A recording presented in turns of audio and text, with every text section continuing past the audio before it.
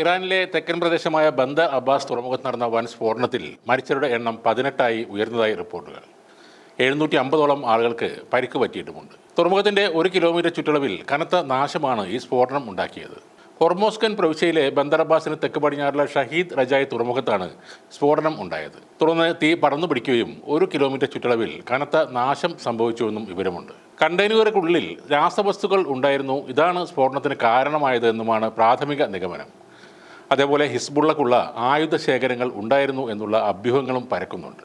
എന്നാൽ നമ്മുടെ north Indian ചാണക സുഹൃത്തുക്കൾ ഗംഭീരമായ പല കഥകളും ഇറക്കുന്നുണ്ട്.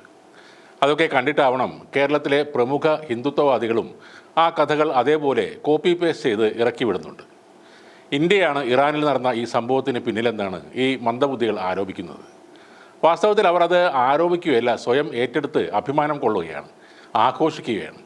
ഒരു ഇസ്ലാമിക രാജ്യത്ത് നമ്മുടെ അജ്ഞാതർ എന്നറിയപ്പെടുന്ന രഹസ്യ ഏജൻസികൾ ആക്രമണം നടത്തി എന്ന രീതിയിലാണ് ഇവരിത് ആഘോഷമാക്കുന്നത്. പാകിസ്ഥാനിലെ എയർപോർട്ടിൽ വിമാനം തീപിടിച്ചതിൻ്റെ കൂടെ ഈ വാർത്തയും ചേർത്ത് കൊടുക്കുന്നവരും ഉണ്ട്.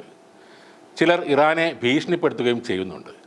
പാകിസ്ഥാൻ എന്ന തീവ്രവാദ രാജ്യത്തിന് പിന്തുണയുമായി വന്ന ഏക ലോകരാഷ്ട്രമാണ് ഇറാനെന്നും മോദിജി ഇംഗ്ലീഷിൽ പ്രസംഗിച്ചത് അജ്ഞാതർക്ക് ഇറാൻ ആക്രമിക്കാനുള്ള പച്ചക്കൊടിയായിരുന്നു എന്നുമൊക്കെയാണ് ഇവരുടെ തള്ളുകൾ.